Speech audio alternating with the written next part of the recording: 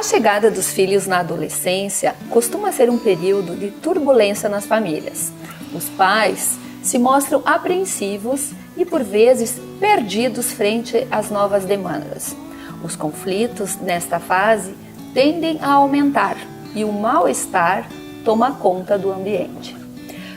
Bruna, a gente sabe que os adolescentes vivem uma fase de contradições, principalmente no que se diz respeito ao comportamento. Momentos em que eles estão entusiasmados, felizes, e depois, radicalmente, de um momento para o outro, eles já ficam apáticos, tristes, emburrados. Como nós, pais, podemos lidar com essas situações? Que são situações diárias, né? Que acontecem, mudanças assim repentinas de humor dos filhos. Primeiro é entender que isso faz parte da adolescência, né? Entender que isso faz parte, que essas mudanças de humor, essas oscilações de humor fazem parte dessa época, dessa fase de vida é muito importante. Por quê? Porque a gente sai de uma fase de vida em que a criança ela é feliz quase sempre, com qualquer coisa ela fica feliz, e a gente vai para uma adolescência que muitas coisas precisam acontecer para motivar esse adolescente, para deixar ele contente e feliz. Então a gente entender que essas oscilações são da fase e são importantes acontecer é o primeiro passo. Depois é sempre oferecer ajuda, oferecer um espaço de escuta. Quando a gente não valida os sentimentos do adolescente, ou quando a gente diz assim, põe tudo culpa na adolescência e daí tu tira a tua responsabilidade de lidar com isso, tu não cria um ambiente para conversar com o teu filho. Então, de às vezes chegar e perguntar para ele se ele quer a tua ajuda, se tu pode ajudar ele de alguma maneira, isso vai abrir um espaço para conversa. Tu já chegar às vezes impondo alguma coisa, dizendo que não pode se sentir assim, que na minha época era diferente, como a gente falou antes, isso não ajuda o adolescente a se abrir contigo, né? Não bater de frente, né? Exato. Isso serve não só para pais, como também para professores e adultos, né? Exato. A gente percebe, se bater de frente com um adolescente, ele vai querer gritar cada vez mais alto, né? E perde ele, né? E perde ele, né? Então, o diálogo e a compreensão é muito importante nessa fase, né? Até porque eu percebo que às vezes algumas pessoas, quando chega o filho ou um irmão, quando tá chegando na fase da adolescência, já se prepara, já se arma assim, né? Tá chegando na adolescência, então vem a armadura e vem ali a espada para lutar contra isso. E na verdade a adolescência não é uma fase de luta, né? Porque a gente não pode distinguir isso como tendo perdedores e ganhadores, né? Não tem isso. Então é uma fase em que união, na verdade. É uma união em que toda a família tem que adolescer junto com o adolescente, para poder então criar uma atmosfera de desenvolvimento, que é isso que a adolescência nos permite, né? Eu acho bem legal que a minha mãe, às vezes eu digo, Helena, tu não pode fazer isso, ou coisa parecida, e a minha mãe diz, tu não tá te enxergando, filha? Tu não te enxerga? Então é bem isso aí, tipo assim, às vezes a gente tem que se enxergar e pensar, isso, né? Pô, eu passei por isso ontem. Exato. E muitas vezes os pais têm que ter autoridade sem ser autoritário, né? Exato. Porque todo limite que se educa uma criança e um adolescente é através da negociação.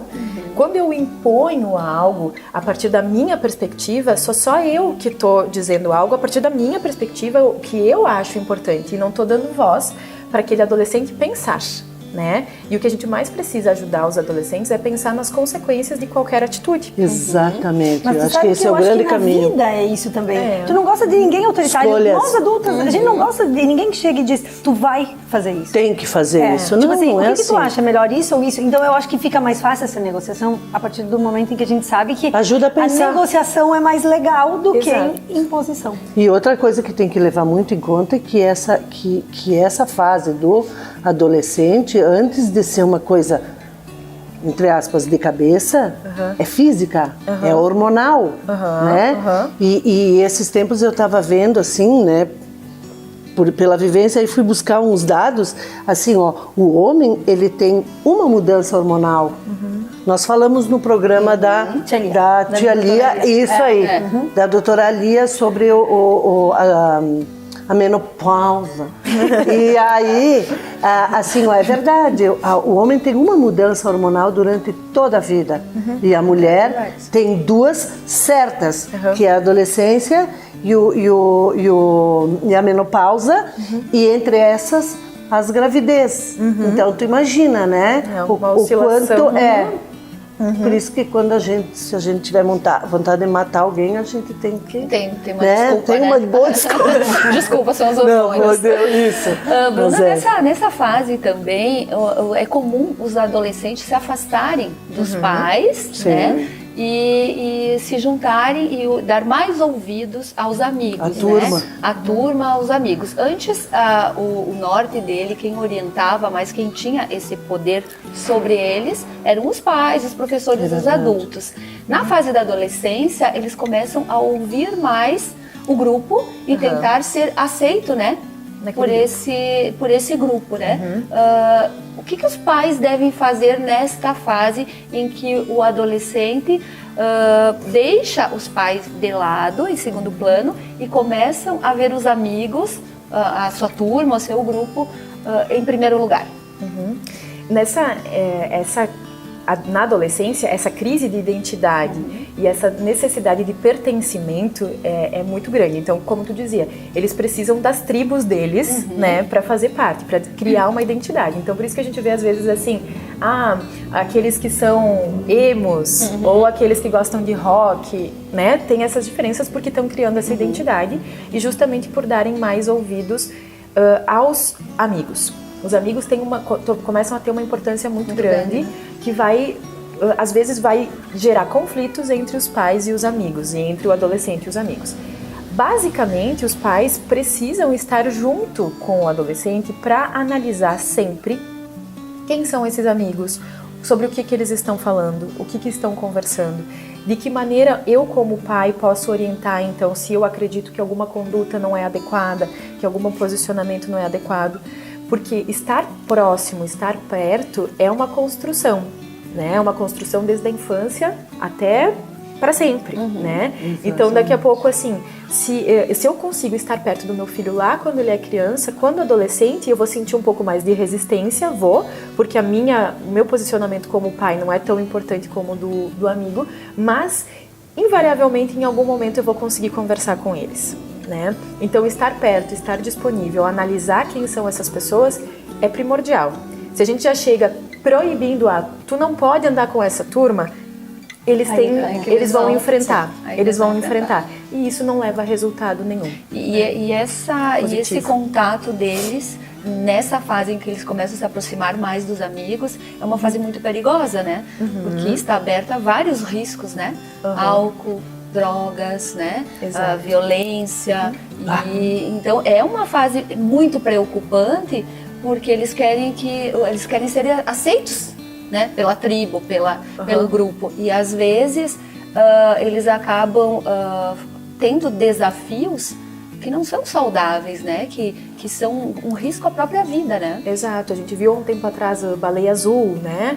Que era um desafio que colocava em risco a própria vida do adolescente. E que então, se ele não tem um certo discernimento ou apoio para conversar sobre isso com alguém, ele acaba entrando nesses desafios de automutilação ou então de uso de drogas, uso de álcool, e acaba se apropriando disso e às vezes desenvolvendo uma dependência realmente de álcool e drogas, por exemplo, né? Porque eles estão em busca de um prazer o tempo inteiro e um prazer imediato. E o álcool e as drogas, infelizmente, acabam proporcionando isso, né?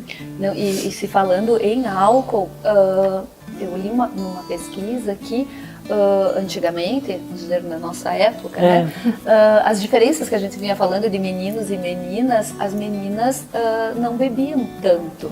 Hoje as pesquisas comprovam que elas bebem tanto ou mais do que os meninos. Isso é um fator muito preocupante, porque é uma droga que está ali. Na verdade é a porta. É o tal do feminismo que veio, né? Que tipo assim... eu também posso. Eu também posso tudo, a mulher hoje está querendo poder tudo. E o prejuízo é enorme, até porque eles não estão com o cérebro prontos, né? Nem para lidar com esse tipo de situação, e fisicamente também não, né? Os prejuízos são ainda maiores nessa fase, né? A gente vê que, por exemplo, essas diferenças de meninos e meninas, elas não são mais tão evidentes. Meninos e meninas têm direitos iguais e deveres iguais.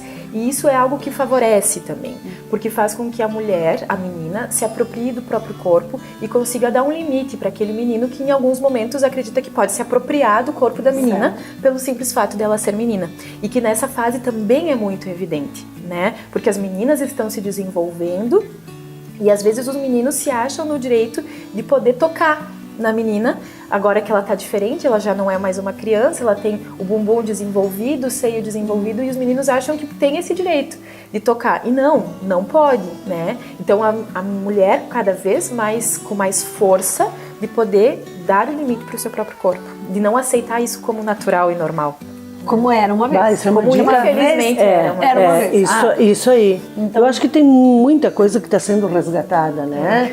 Porque depois que passou essa fase do sexo, drogas e rock and roll, tudo, né? Tudo foi liberado, tudo podia, tudo acontecia. Agora a impressão que se tem que está sendo resgatado certos valores e certas atitudes, né? Porque eu acho que chegou num limite que tudo se podia. Depois começa a voltar, né? Fazer a viagem reversa, né?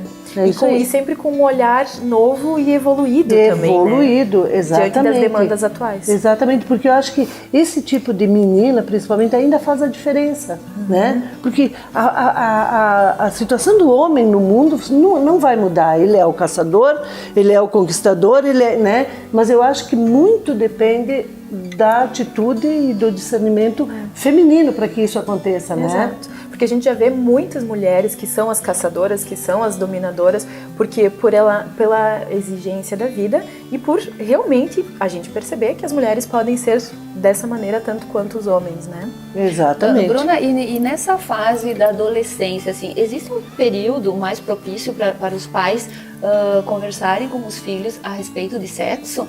A gente sabe que eles têm muitas informações, né, hoje em dia, mas existe, qual a melhor fase do pai, da mãe conversar com seu filho, com sua filha, abertamente sobre sexo? Não existe uma idade em específico, assim, que eu possa dizer. A gente tem que sempre observar os sinais que eles nos mostram. Que filmes eles estão vendo, que séries eles estão vendo, que novelas estão vendo, por exemplo, são sinalizadores que indicam, se eu sei que aquela série tem alguma cena de sexo, eu já consigo entender que algum conhecimento meu filho tem, né? Até porque se tem educação sexual na escola também, se fala sobre o corpo humano, então isso é desde muito cedo. A gente sempre tem que observar o que o meu filho tem como curiosidade, né? Se está passando alguma coisa na novela, de conversar com ele sobre isso. Muitos nem querem falar porque se sentem envergonhados em falar sobre isso. Então vai se esperando o tempo, vai se conversando. Mas o fundamental disso tudo é conversar. Mas esperar eles perguntarem? Eles dando indícios, né? Eles dando indícios. Não vai ter uma pergunta? Talvez não tenha. Às vezes não. Às vezes eles por vergonha, não tem. Depende da abertura também que cada família dá ali, né? Exato. E que cada família dá, que abertura que cada família dá. Mas eles vão dar indícios, vão falar sobre alguma coisa, seja sobre namoro, sobre ficar com alguém, ou sobre os crushes, né? E isso são indícios de que se caminha para futuramente uma relação sexual. Que fase que se está caminhando? Eu, no meu caso.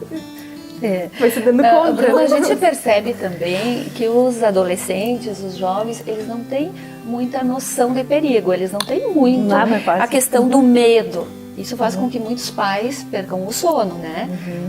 Então, o que a gente poderia colocar para as pessoas que estão nos ouvindo, a respeito dos jovens não terem medo de nada? E eu acho, os jovens não têm medo, mas os adultos sentem. E eu acho que essa é a primeira forma de entendimento para o adolescente, de chegar para o teu filho e dizer, olha, eu tô com medo.